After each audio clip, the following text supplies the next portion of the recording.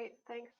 Thanks, Jess. So as Gil mentioned earlier, I actually did my training and worked in Alberta before coming to Toronto. And so some of this remote monitoring, it actually applies all over Canada, no matter where you live. I always like to think, or not like to think, but IBD affects everybody regardless of where you live. So I just wanted to share a few tips for the patients who are listening, and if there's any healthcare providers, of ways that you can remotely monitor your IBD in between clinic visits, especially with the social and physical distancing measures that we have to follow. So the most important thing is for patients to understand their disease, because everybody's IBD is different. So if you do not know your disease, and make sure you discuss this with your gastroenterologist at your next virtual medicine visit. You want to know where your disease is affecting your digestive system. You want to know if you have any complications, such as perianal abscesses or fistulas. And the reason for that is so that when you're talking or reporting your symptoms, either in between the visits or on the phone or a telemedicine visit, that you can succinctly report your symptoms so your gastroenterologist can assess your disease activity. On the right-hand side, and if patients of mine who may be listening, you'll know that I do like to draw things for patients because it helps understand where their disease is and where their symptoms are. So if you are able to describe to your gastroenterologist, either on the phone or through telemedicine, where you're having your symptoms, that would be very helpful, because then they can explain things to you and then you can understand what's going on. Then in terms of describing your actual symptoms, we do use 2 validated IBD clinical activity scores.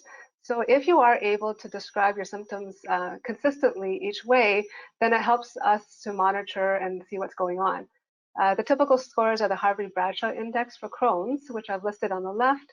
And it does ask some what we call extraintestinal manifestations of IBD, which include skin rashes or joint aches, mouth ulcers, perianal disease. So if you ever hear your gastroenterologist asking about those and you don't understand what they're asking about, just ask. Just say, what are you asking me? And then that way you'll be able to describe those if you have them for future. On the right-hand side is the partial Mayo Score Index, which is a little bit simpler, and it's for ulcerative colitis.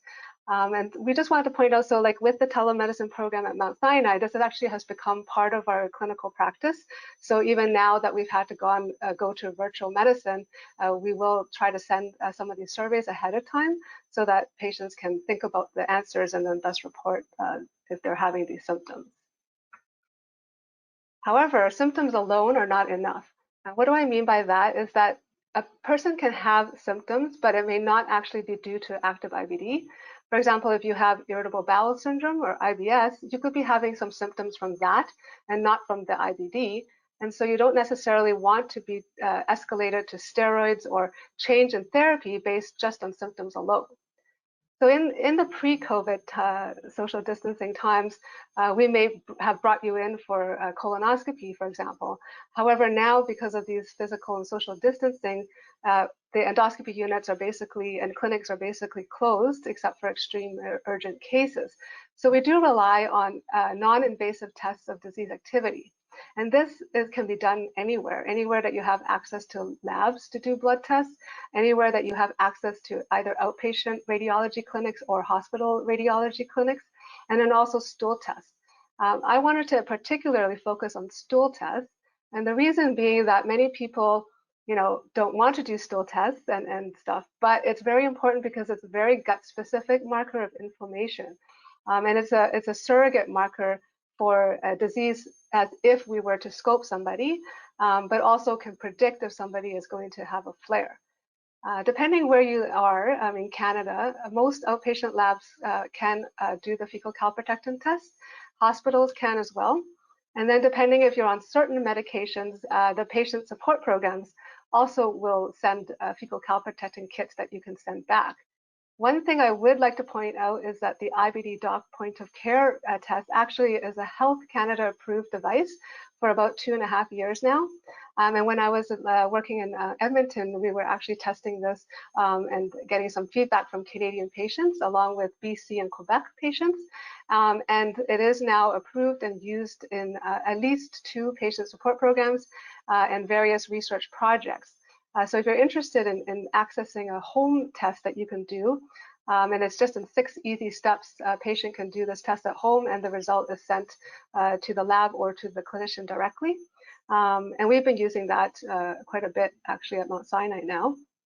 Just ask your gastroenterologist or your clinic if they have access to this. And it is a very hot topic internationally. So I just show here on the left, this is a paper by Dr. Pia Munkholm in Denmark. I just wanted to point them out because they've actually been studying e-health for about 10 years now. And they've developed what's called an e-care or constant care program over there, where they ask patients to complete clinical scores like the Harvey-Bradshaw Index before at certain time points and do a home fecal calprotectin test. And then they come up with a total inflammatory burden score. So over the years, I've kind of developed a similar type of approach for some of my patients. What I show on the right is an action plan.